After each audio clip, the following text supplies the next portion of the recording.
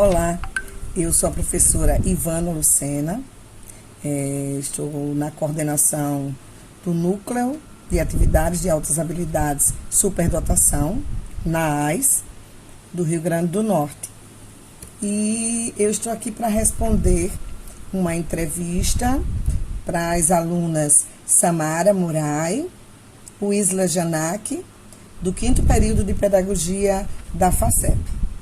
Elas me mandaram aqui algumas perguntas sobre a área de altas habilidades, superdotação e o tema inclusão e superdotação. Então, eu vou ler as perguntas e vou tentar responder cada uma delas. Fale um pouco sobre a inclusão de superdotados e por que a senhora se interessou por estar à frente da educação de superdotados e altas habilidades. É interessante a gente falar, quando fala de inclusão de superdotados, a gente entender que ele é público da educação, que as pessoas com superdotação são públicos da educação especial, justamente porque necessitam de um atendimento, de um olhar especializado, diferenciado, tá? Na medida em que as pessoas com deficiência necessitam de atividades de complementação, as pessoas com altas habilidades de superdotação necessitam de suplementação, necessitam de uma modificação, de uma alteração dentro do currículo, que a gente chama de enriquecimento curricular, e de uma série de estratégias para que ele consiga, de fato, estar incluído dentro da escola, porque, de alguma forma, ele não se encontra dentro dos parâmetros considerados na média para o sistema educacional. A segunda pergunta é: qual a relevância da escola ter profissionais especializados para atender esses alunos? Primeiro, a gente precisa que muitos profissionais da educação tenham conhecimento na área de altas habilidades para dotação, para despertar o olhar para a identificação, para que a gente desmistifique as ideias que existem sobre superdotados e esses jovens possam ser identificados. E aí é muito necessário formação dentro da área. E aí a gente tem duas formações específicas, uma formação para esse processo de indicação de estudantes superdotados, e a gente precisa de uma formação que capacite de fato o profissional especialista na área da educação especial, que ele seja capacitado para conduzir o processo de identificação e de conclusão se o estudante é superdotado ou não. Quem são os profissionais que atuam para uma melhor qualidade no aprendizado e desenvolvimento desses alunos superdotados e também para fechar com segurança esse diagnóstico? Nós temos dois viés de identificação. Um é o viés da psicologia, e aí a gente conta com os psicólogos que se especializam na área de altas habilidades de superdotação. Eles utilizam dentro dos seus consultórios os instrumentais próprios para a identificação. Mas aqui a gente está falando de um processo de identificação que é um processo pedagógico. E aí quem conduz é justamente o professor especializado na área, o professor capacitado na área de altas habilidades de superdotação. Ele conduz esse processo. E ele precisa formar uma rede de profissionais, né, para que o processo seja garantido. Dentro dessa rede de profissionais, ele pode incluir o psicólogo, tá? Ele pode incluir o psicólogo, tanto o psicólogo educacional, como ele pode, se ele ver necessidade, convocar um parecer, de um psicólogo clínico ou de outro médico ou de especialista qualquer, de acordo com os casos. Mas, a priori, a gente precisa entender que o processo de identificação pedagógico, ele acontece dentro do espaço escolar, ele se utiliza de instrumentais pedagógicos para identificação, tá? E aí é um processo totalmente diferenciado do processo clínico e a gente pode contar com parceria de vários profissionais, dependendo da área que a gente percebe onde está o potencial do determinado aluno e onde se encontram as áreas de interesse dele e quais são as dificuldades que ele apresenta. A gente vai formando, a partir dessa observação, essa rede multiprofissional ou multidisciplinar de apoio para ser construído o parecer pedagógico de altas habilidades de superdotação. Como se dá a avaliação e diagnóstico de alunos superdotados? Quando o aluno superdotado, né, ou com aluno com indícios ou características de superdotação, ele é apontado dentro da sala de aula. Ele pode, a triagem desse aluno pode ser de várias formas. Ele pode vir indicado pelos pais, ele pode vir por autoindicação, falar, olha, eu sei mais do que os outros alunos, eu não aguento mais aquele conteúdo, ou eu tenho muita habilidade nessa outra área que é diferente da escola. Ele pode chegar através dele. E pode também ser uma triagem conduzida através de instrumentos próprios de triagem ou de outros processos seletivos dentro da escola. Depois, quando passa por essa triagem, o aluno vai para dentro da sala de recurso multifuncional para trabalhar com esse profissional que está capacitado na área de altas habilidades de superdotação e vai ter um processo, dentro de um processo de identificação que dura uma média de 4 meses a 1 ano, depende do caso, mas nunca menos de 4 meses. Durante esse processo, o profissional da sala de recurso multifuncional vai trabalhar com esse estudante o portfólio, a criação do portfólio, para identificar o perfil, as dificuldades, as áreas de interesse e tudo mais.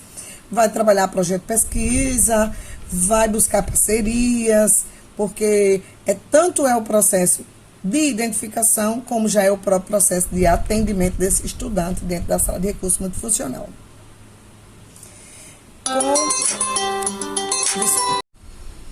Continuando as perguntas. Como a senhora avalia a importância da parceria desses profissionais juntamente com a família? É muito importante a parceria da família dentro da escola em todos os sentidos, tá? A gente muitas vezes encontra um problema muito grande desse diálogo da família com a escola, quando se trata de alunos superdotados, principalmente quando a família enxerga ou a família consegue observar os indicadores de altas habilidades no filho e a escola não observa, tá? E aí, ou de alguma forma, quando a escola observa que esse aluno se destaca dentro da sala de aula, mas a escola entende que isso acontece por causa de um processo de hiperestimulação dos pais em casa. Então, a gente precisa investigar se de fato é isso que acontece, mas geralmente não é. Uma criança que ela é muito estimulada em casa, mas quando ela é superdotada, ela responde de uma forma diferente. Porque, na verdade, é muito importante que vocês tenham conhecimento. Aqui no Brasil existem algumas teorias que se trata sobre altas habilidades de superdotação e a gente trabalha com uma teoria que o MEC adotou, que é de Joseph Renzulli. Então, é muito importante que vocês observem que uma criança ou um estudante, né? Pode ser criança, adulto, ou adolescente, enfim, jovens, com altas habilidades de superdotação, vocês vão observar nela 3 comportamentos que compõem o que a gente chama, dentro dessa teoria, dos anéis. Então, o primeiro anel um comportamento de habilidade acima da média. Ou seja, essa criança se destaca de outras crianças do seu grupo. Ela tem que estar dentro de um grupo de pares, para que a gente possa realmente observar isso. Então, o primeiro anel, habilidade acima da média. O segundo anel, envolvimento com a tarefa. Então, essa criança, e aí você vai ver que não é uma estimulação, uma superestimulação. Ela tem um interesse muito grande. Ela tem um interesse em aprender muito grande. E os pais só estão atendendo a esse interesse. Então, envolvimento com a tarefa é o que a gente chama essa parte de interesse, de paixão, de foco. E o outro é criatividade. É uma criança curiosa, é uma pessoa curiosa, é uma pessoa criativa nas perguntas, nas respostas, pesquisadora. Então, essas 3 características de comportamento é o que vai, a priori, trazer para a gente essa possibilidade de estar diante da pessoa com altas habilidades para dotação. Habilidade acima da média, envolvimento com a tarefa e criatividade, certo? E aí é muito importante esse diálogo da família com a escola, para que seja contribuído de uma contribuição mútua, né? Para poder se planejar, né? Se projetar ou se escrever o plano de atendimento educacional especializado para atender esse aluno. E a família também vai trazer informações sobre características de precocidade, ou várias informações que não são observadas dentro da escola. No seu ponto de vista, quais as dificuldades que a escola tem para atender os alunos superdotados? Em primeiro lugar, o desconhecimento, né? A escola as pessoas têm muitos mitos. Um deles é que o aluno superdotado é o aluno nota 10. Ou ainda, né? Além disso, um aluno superdotado é aquele que é bom em tudo. Então, esses mitos a gente precisa trabalhar dentro da escola para que se entenda que existem 2 tipos de alunos superdotados, né, na classificação de Renzulli, que é o acadêmico e o criativo produtivo.